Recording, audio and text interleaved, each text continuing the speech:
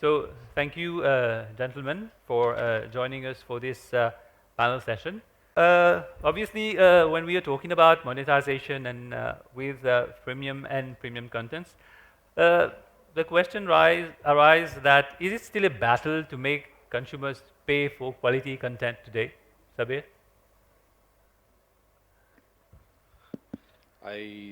If given a choice, customer will not pay. I think it's very simple. Anything that you get free, why should you pay? So whether it's premium, if you are given a choice to watch Bahubali free of cost, would you pay? Right. Obviously, I won't It's a answer super that. premium content, made the biggest blockbuster of the Online, era. why not? If it is available online, yes, but Wherever, online, through offline. through a If the choice platform, is yes, between, as well. so there's one website which says pay, the other website says don't pay, but you watch the same content. Which one Yeah. would you go? Well, on convenience, like actually Nandini was saying it, that you can actually watch one program on the channels and actually also watch the same program on another platform. It depends on the convenience. Yeah, so people have this notion that if you pay for it, it's better quality. Yeah. So I'll give you a very small, quick story. Yeah. So in a vegetable market, there were two people selling onions, bought from the same vendor. Okay. One was selling for $10, one was selling for $5. Most of the people huddled up with the $10 guy with the assumption that because it is more expensive, it will be better. But they were the same onions from the same farm. Yeah. So it's all about notion. Some people believe that you have to pay to get good quality, but the point is, if you get the same thing free, for example, YouTube, you get a lot of content there, high quality, very good content, and you don't have to pay for it. So I don't think the rationale of paid content is better than free content. I don't think that has any justification. Yeah. It's good content versus bad content. Okay. You also go and pay money and watch bad movies, and Yeah. you could come out cursing for it. Yeah. If you didn't pay for it, you'll still curse it. So I don't think it has any rationale with whether you want to pay or you don't. Given a choice, no consumers will pay for it. We believed in this, and which is why when we launched Zenga TV Yeah. 8-9 years back, we thought that what could be better than this is the only way a competition can beat us down is by going and paying the consumer and saying, please take money to watch my content, is why we launched free. And we managed to build millions of users over the time. And I think one of the biggest belief that I have is in the last 8-9 years, we've seen all kind of experiments. We've seen experiments of having exclusive content, that because I have exclusive content, people will come to us. I think we were the biggest idiots in that space because we invested millions of dollars in IPL rights, and we just burned big holes, not in pocket, everywhere in the body. And we lost tons of money, but we realized that that's not why people will come to you. They'll Okay. come to you out of habit, out of where they have been going everywhere, or something else failed is when you became a choice. And if you as a choice continue to serve them well, it works well. Viral, maybe? Yeah, You tell us. I would like to take a dig at this. So I think, if I were to wear my traditional media hat, and I've always been like before this, I was a TV person. If you look at the legacy of TV, right? Like TV is probably the cheapest commodity in the country. On an average, a consumer pays 200, 250 rupees per month, and they get like 400 channels at home. So it's literally like 50 paisa per channel for the entire month. If you were to extend that logic to content and on internet, I think they are so spoiled. The consumers are so spoiled for like good content coming literally at no cost. I think it's going to be a huge challenge for them to make them pay on internet, and that's as simple as like a pure consumer psyche. That's what my take is. Viraj? Yeah, so to just answer your question whether consumer is going to pay for Bahubali, it depends which week. So if it's Yeah. in the first week of release, I'm getting it on a OTT platform for 100 rupees a view, maybe I'll pay. Okay, but after I've gone with my whole family to the multiplex, seen it, and then it's available on some OTT platform, it's actually less value. And I agree with Shabir that if in a business environment, if things are available for free, it's very unlikely that somebody is going to pay for it. Okay, so once there is Jio who's offering data connectivity for free, it is almost impossible for other telcos to sell data connectivity at a price or at an expensive price. So the demand and supply of the market also determines what consumers are willing to pay and not pay. So today, the scenario looks like that the consumer is not yet willing to pay as of now. Okay. So Mayank, therefore the solution is premium model only? I just want to add a point to Yeah, this. please. Practically, you don't need a 52-inch USD LED to buy to watch anything on TV, but you still buy it for the experience that you get out of it. Okay. You believe it or not, we all know that every movie that gets released in India is available on different sources free of cost. But we still go to cinema halls for the experience that we get out of it. So if your content is actually exclusive, if it is worth paying it, then consumer will pay it. Just saying exclusivity doesn't mean that it will give you some exclusive feeling. Probably a relationship, a husband-wife story will be available in different OTT platform with saying exclusive, but it's not exclusive. But people will pay for Narcos. They'll still pay for other, things which are actually matters. Okay. Sandeep? So we also need to look at the ecosystem. Sure. The ecosystem is that I love Game of Thrones, I love Breaking Bad, I love Narcos.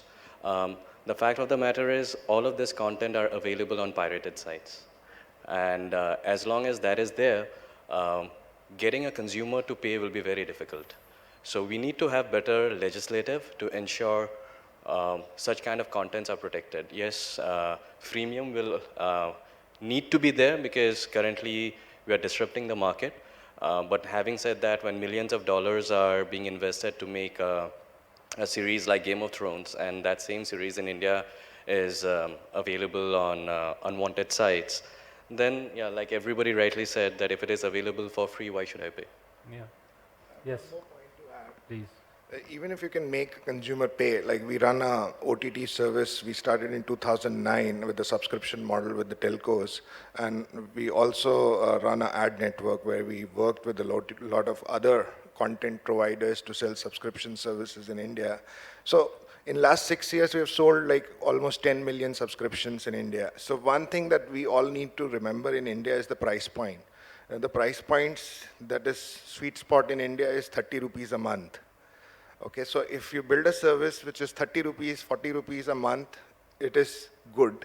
Then the second thing is that the customer is not loyal in India. I mean, we have seen churns in 2.5 months. That's the average churn. So your average lifetime value of a customer is not more than 80, 90 rupees. Okay, that's the experience of last 6 years that I'm sharing with you. And I think a couple of guys who have launched OTT services like Amazon, for example, is priced at $4.99 a year, which kind of fits the benchmark of the what the consumer is willing to pay. And it would be very unfair to compare India with the Western countries where the cable is very expensive and people have cut cords to save cost. But in India, it's actually 4 times the cost if you want to watch something on your mobile or something on your desktop through internet. Cable is so cheaper. And then you can always go to the market and buy a pirated DVD at 40 rupees, 30 rupees. Or there are guys who will give you a hard disk of 2 terabyte of all Netflix content delivered to your home. So we have our own unique problems to solve. Yeah. I think one more challenge that the industry needs to overcome is the payment gateway, right? Like how many people have access to credit cards? How are you making the consumers pay? Is there any player which is willing to go beyond just the traditional models? For example, can it be packaged with a telecom bill? It could be part of the phone bill. It could be part of the prepaid package along with a telecom partner, or it could be available on a retail store. You can buy packs of Netflix, for example, or on Amazon. I think those are the kind of next level of innovations probably, or out of the box thinking that might we have to package in such a way that we might be able to sell content and drive subscription revenue, and thinking beyond what the current status is. Okay. So Shabir, then at the end of the day, how do we monetize on content? I think the like I said, why did we launch free? Because our competition was not the other legitimate platforms. Because other legitimate platforms go through the same series of pain as we go through in acquiring content, validating the agreements, and putting everything up there. You spend a ton of money to get that on board. Now, the real fight is with the pirated industry. And this is not a small space. It's 95% pirated, and we all try to survive in that 5%. But whenever economics of this ratio changes, what usually ends up happening is, like in India, we had this other problem that only 20% of the people were paying taxes and 80% of the people were not paying taxes, which is why the taxes were so high. If everybody were paying taxes, then the taxes percentage would have been lower. Exactly the same formula applies here, that if 1 billion people start watching content in a legitimate manner and not go to any pirated site, then your average cost per content will be in few paisas. And that is what will compete with TV and make it cheaper than TV and make it more valuable, and people are willing to pay for it at that stage. But what is happening today is only 5% of the industry is legitimate content and the 95% is pirated. And by the time you even start talking to the producer about a movie and he's going to ignore you for the first 6 months, the second day after the Friday, or maybe a few hours after the Friday, the movie is available online. So you really have no other choice but to stay free and sustain and find alternative sources of revenues. So we've done all kind of experiments. We've done acquiring content, we've done making content, we've done expensive content, we've done shows which are at a cost of $500,000 value. Will subscription or anything else get us $500,000 in ROI? No, that's not possible. What's going to be making it possible? You'll have to use combination. Because I feel that users are the not only source of making money. And I think that's the most difficult source of making money, because there are too many people that are getting involved in between. There's a gatekeeper who's charging money for you. There is somebody else who's transferring it to you. There is credit lines. There are so many other things that are coming in. Whereas if you work with advertisers, brands, there are so many other ways that you can make money. And this could be 2 small checks which takes care of your whole thing. So why even worry about those micropayments? I think that's the way you have to look at it. If you look at it from a content creator's point of view, I think democratization of content is the way that they will be able to make money. Either somebody gives you an assigned job saying that, okay, here's $1 million, go make 20 episodes for me. That's great. Amazing deal for a creator. Because what happens at the end of the day is a different scenario. But if you really want to make engaging content and make money out of it, one, you have to be in multiple platforms. You have to be kind of omnipresent, because you want to tap your customer everywhere. You can't say that I will take it to one place, and that one place, the place is getting greedy there trying to attract people, but that's not how it works. We've seen it over so many years that exclusive content concept is not the right concept, at least for the creators. For the creators' point of view, it has to be mass distribution, all possible platforms, let people watch it. You will find your own way to make money out of it. Okay. Mayank, maybe from in terms of Gaana and all, what is your take on that regarding monetization of content, and how do we monetize on that? So the benefit of today sitting in digital ecosystem is the reach that you have. So Dipankar is here. I know he must be having more insights on the user data. But if we are sitting, if we'll move back a year from today, our actual problem would be usage and not monetization. But in last 1 year, this data consumption has gone up multiple times that we are actually looking towards monetization. And with such scope of user base that we are sitting on, I think we can have both the models, a subscription model and a brand building sort of advertisement model as well. You cannot just focus on one model and leave aside other model. If you can reach up to 1 million paid subscribers, then you can reach up to 50 million subscribers by whom you can earn via advertisement. So you cannot just rely on one subscription and advertisement. You need to have a mix of both for all sort of people. Okay. So exactly on advertising, Sandeep, how can OTT platforms best optimize on different advertising solutions to monetize? Okay, just to answer that, it's very important that where I come from, monetization is probably stage 2. And why I say that is, first we need to earn the audience base. If you have good content, and we keep saying content is king, of course content is king, but distribution is God.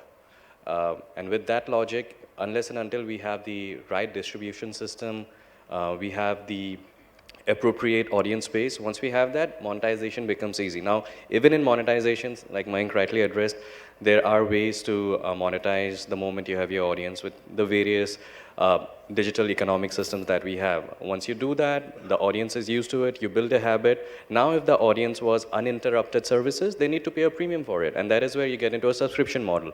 So the important thing is that, yes, have good content, but work on your distribution, work on your audience base. You have a richer base, the path becomes much easier to monetize. Okay, Viraj. This point regarding the monetization and using the advertising insights, advertising strategies to Right. monetize. So I can talk from the Twitter's perspective. So where we come from, right? So we think that we are in a very unique position where Twitter is a place where everything that's happening in the world, consumers are coming on that platform and they are discovering new things, right? So what's happening now is gets reflected on Twitter, and that has worked out pretty well for us in terms of partnering with our content partners. So we have launched like multiple products which has helped us and enabled our partners to monetize their content. To give you an example, last year November is when we started something called Twitter Live in HD. Basically, we partnered with NFL games. So 10 NFL games were simulcast on Twitter along with the television broadcast. And it was like a maturity of the relationship that we had with NFL for over the years. But it is the most ultimate experience of live content that gets played out on Twitter, wherein it's an immersive mixture of first screen and second screen where people tweet about the content while they're watching it. So that was a great example for us, after which we've kind of expanded that experience to multiple other partners like Oscars. We had multiple couple of live stream happening from the Oscars. And last week itself, we've announced 16 such deals with partners in entertainment, sports, and news. So we believe that there is definite demand in advertisers that want to participate in this kind of conversation, and it just gives them the right place to kind of reach out to an audience. We also had a very interesting example of how Nike tried to break the 2-hour marathon barrier, and it got like amazing amount of traction on Twitter, where the entire globe was literally watching it on Twitter. And we feel that there is a lot of value in going forward, and where advertisers want to kind of ride onto live content. Okay. Viraj, what is the importance of the role of content, format, and duration in monetization? I think more than the role of the content, format, and duration, I think before we come to that, we should also understand that the advertising in the digital space is completely different than the regular traditional television network advertising. So we're talking about programmatic, we're talking about floating eCPMs where things keep changing on a day-to-day basis. So if we look at the market rates in India, for example, the eCPMs, which we measure the effective yield for a content creator or a publisher, it is about $2.5 on the video side, okay, which essentially means that you need to show ad 1,000 times to the user to make $2.5, right? So if I have to make $2.5 from a service on a monthly basis, the user has to be willing to see an ad 1,000 times in a month. That is 30, at least 30 times in a day, which is very, very interruptive. And, it's very, very difficult to monetize using that model per se. So the long format essentially doesn't work because you need shorter format so that you can show more ads. Okay. So that user doesn't do a lot of binge watching, because binge watching is actually loss making from an OTT platform perspective. Maybe for Netflix it works in US, but in India, I mean, the bandwidth, costs and all those things were very huge. The CDN cost that you pay to Akamai, or even if you have bandwidth that you take generally, it's expensive. So the format, I think, is important from a monetization perspective also. The shorter the format, I think there are more opportunities, the higher the eCPMs are. That's been our learning, on YouTube as well as on the OTT platform. So on YouTube, again, that has been our learning that, the shorter the videos, more eCPMs. And Sure. OTT definitely from a cost effectiveness, that my cost of content delivery, and my opportunities to show more ads, both increase. Okay. But my colleagues from the content and the creativity side and the audience side may not agree, and a lot of time these decisions are a merger between these two faculties, the commerce and the content. So I leave it at Yeah. that. Mayank, yes. I would add a point on this eCPM thing. So there is a fundamental problem with all of us who are you running advertisement space with OTTs and everything. We are over dependent upon Google. So if an advertiser want to advertise something, or some of our friends mentioned in the morning that no one is trying to create a brand via this OTT space, but I have different feeling. So till the time you are only dependent upon Google to design your marketing campaigns, obviously, if an FMCG company want to design a campaign, he'll have that demographics, he'll need that demographics, but he'll need more things apart from demographics. And ultimately, majority of the OTT players are only using the data which are provided by Google only, Google or Facebook. Then if you want to advertise on the similar data, whether he'll go to Google and advertise, your advertisement on your space is still available with Google with much lesser rate rather than if he'll come directly to you. So it's all about what differentiation can you provide to a brand so that he can come onto your platform and advertise. So probably the multiple channels which are available, the databases are available. We just need to find out and figure out those things. You have credit cards who will have all the information. You have retail channels. So everything today is stored in some manner. We just need to figure out these things, integrate with our platform, and then if we'll create a marketing campaign for any of the product, that will give us returns. Going by Google is never gonna give us any return. Yeah. So I have two viewpoints Yeah. on this. So one is, I think the market has evolved significantly in the last 6 months and last 12 months on the advertising front. The only form of advertising we knew in the video space was the pre-roll advertising, or maybe a quick pop-up banner, or what you call it, rich media is where you can click it or land somewhere else, which platform owners used to hate because you're driving away traffic from your platform. But what has happened over the last period, especially I've seen this in the significant jump in the last 6 months compared to the last 12 months, is there are many new formats of advertising that has come in. Brands are now willing and open to engage in different formats. They're wanting to get into the content and sit at a concept level and work with you. They're saying that integrate my product. Don't talk about my product, but integrate my product. Don't slap it on the face of the consumer. Put it as a part of your series. Put it a part of your script. Just show it, but don't talk about it. So that is silent integration, which is actually becoming much more effective rather than just throwing a 30-second ad every 2 minutes and annoying the people. And you were just desperately waiting for that 4 seconds to get over and click and skip and move on. The other formats that we've started seeing is that even the 30 seconds is getting squeezed. People are saying that if we can deliver a message in 30 seconds, why not in 10 seconds? Why not in 6 seconds?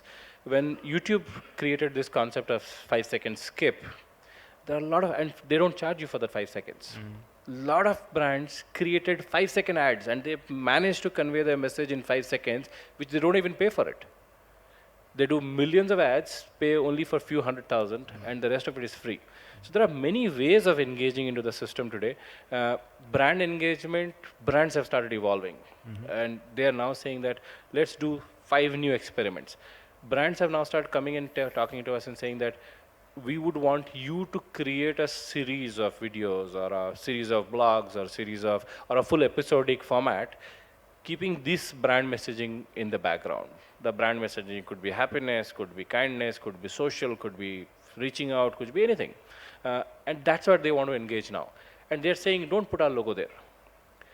Earlier, the same brands used to cut your throat down, saying, "Why did my logo not appear 50 Yeah. times when it was supposed to appear?" Because now I think they've started understanding that it's all about engaging and passing the message right, rather than just screaming my brand name. Yeah. But that's not really required. That's one part. The other part is everything that we see in today's world that's called campaigns, which are the pre-rolls and all that, is all going to move into intelligent systems.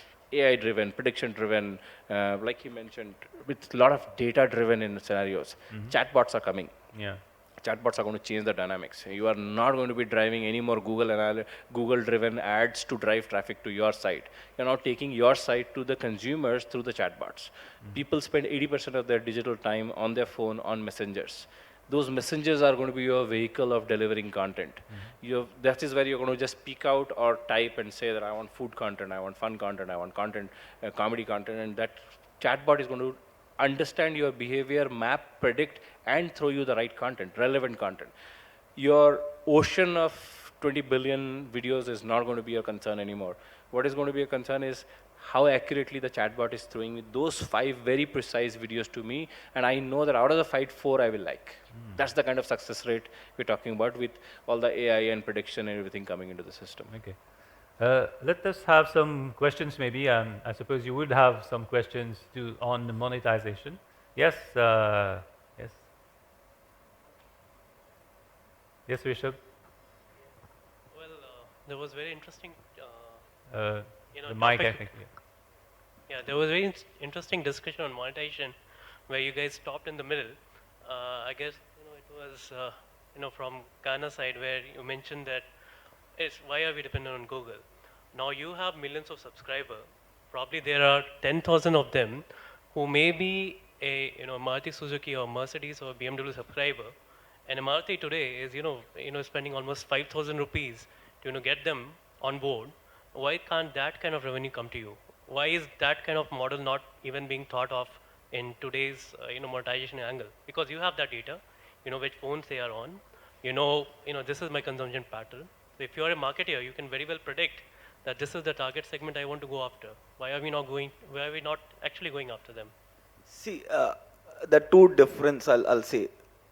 I've been observing the kind of campaigns which are coming onto Ghana, and if you'll see the amount of segmentation and the demands which are coming from clients who are based out of US and UK and in India are completely different. Even today in India, brands want to advertise, but they're restricted to banners and these audio pre-rolls and other sort of things. For some specific inventories which are not available in Google, the CPM rates are pretty much higher, and we are making money. That's not a thing. But when we go to US, they have the different sort of parameters. And Ghana, as an OTT, then comes from a Times of India company, will have more marketing insight rather than just Google, which I've identified that if we are running a campaign only on the Google variables, the CPM rates are much lower. It's just that you don't run business for that. You cannot run. But when you take insights from other, I cannot tell you the channels and the databases, but we do have certain database which gives us insight on other things. For example, if you're buying a grocery from somebody, you're buying this X brand or something for washing machine detergent or something. That information is available in market and you can utilize this. Now we can identify that whether you are buying a coffee or a tea. So that sort of information is also available. So majorly in the urban cities or the metros, most of our purchases are through digital channels only, either by credit card or debit card or any other sort, and then through a channel that records all the information. So practically all those informations are available in market. The biggest benefit is that information is not available with Google, but a platform company can acquire that information, and to my understanding, that actually makes a difference. This is actually in public domain. I mean, a direct sales approach gives you US dollar at least 28 on an average on a CPM rate. I'm not able to hear you properly. Can you? A direct sales approach actually gets you $28, and you get $2 out from a Google or YouTube campaign. That's there in public domain for everyone to use. See, $28 is too low. I know it can be much higher, but yes. So for us, $28 is too low. It's 14x of what is being done today. So yeah. Anyway, I think we will have. Thank you. Any other question? I feel Google को सब पता है. I have a different perspective. I don't think anything is there that you know and Google does not know.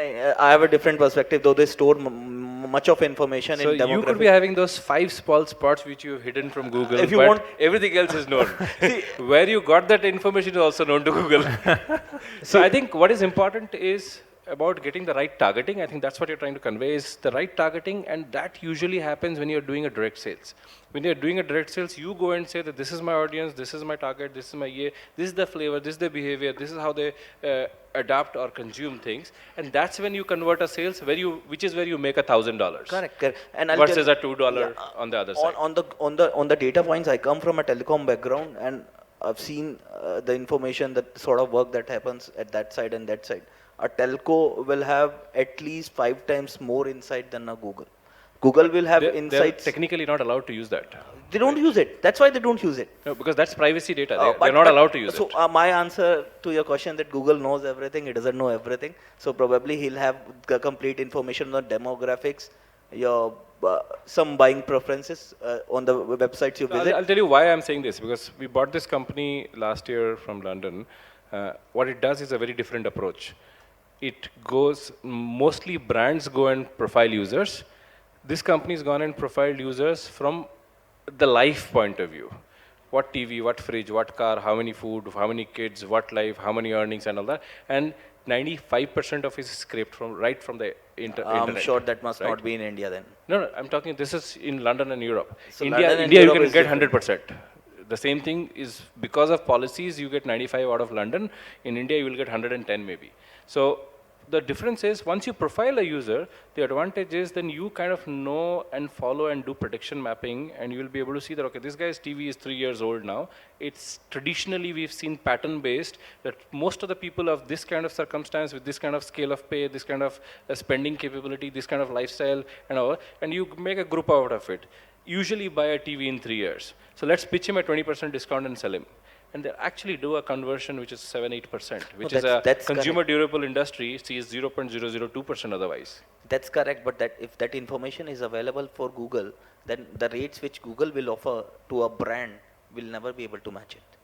Agreed. What they are giving us as a filter right now Correct. is just the top 5. Correct. So we there are need like to have millions some- available. So just to sum it up, I work as a publisher also with Google and advertiser also with Google. So so sometimes sometimes we sell inventory at $2 and we buy at $10. So yeah, same inventory. So there is all these marketplaces unfortunately are monopolies today, and whether we like it or not, I mean Google, Facebook, they have become the modern day monopolies. And unless government, European Commission,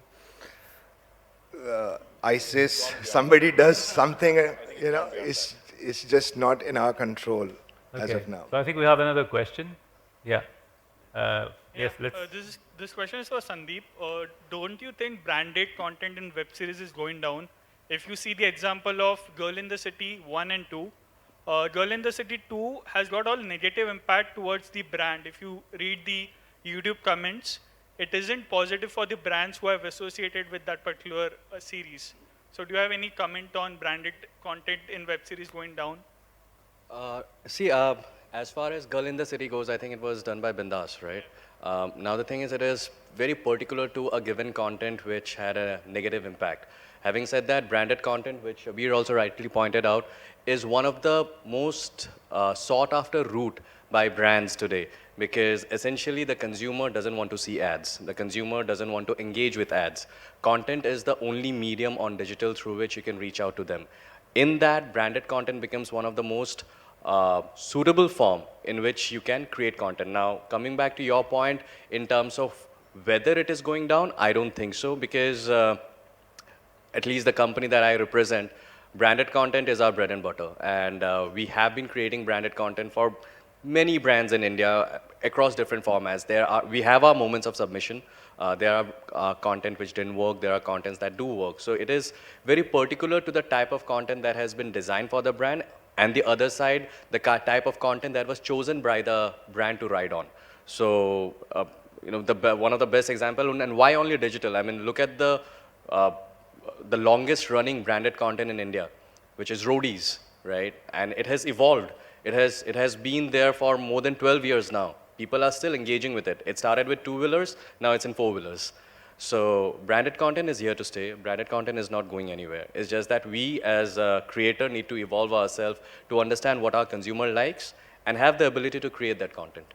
Okay, last question. Yeah. Yeah, just wanted to have your professional opinion that which is the right approach? Should it be subscription driven? Should it be advertising driven?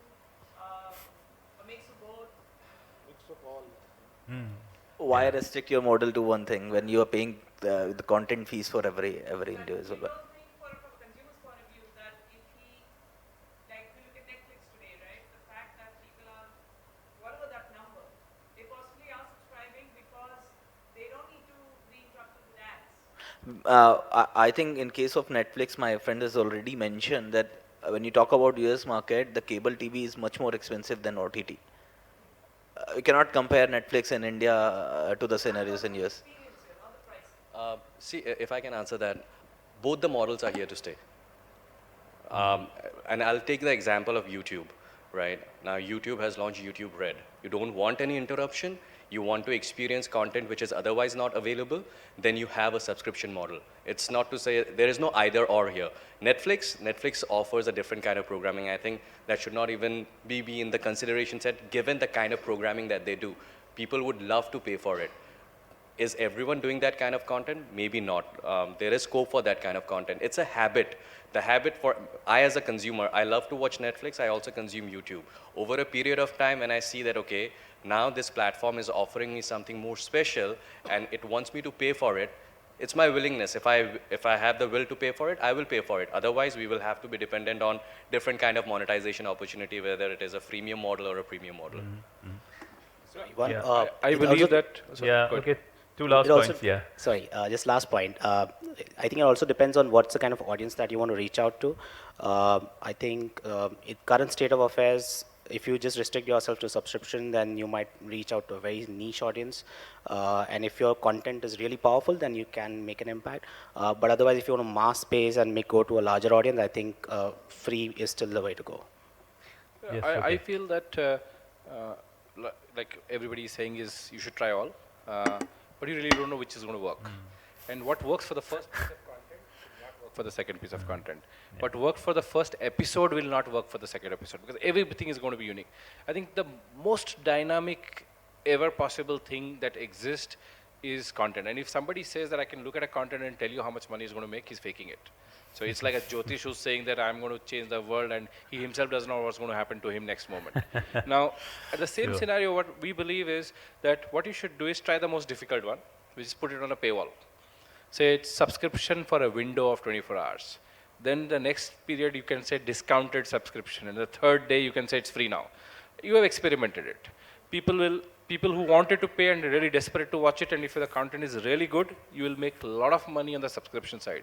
If the content was not so great, you'll make it somewhere in between. If the content was okay, but people were not desperate enough to pay for it, you will see a lot of viewership happening on the free side. I think that's how you will experiment and know where what it is. And I don't think people have the patience of more than few hours or 24 hours. You can't say that I'll keep it in this platform exclusive, this platform free, or you can say that I'm going to keep it 1 month exclusively paid. I don't think they have it. Because there is also scavengers waiting all around the world. Whatever they see that, okay, this content is making good money in a subscription model, they'll scrape it off, put it on a pirated site. So you're dead.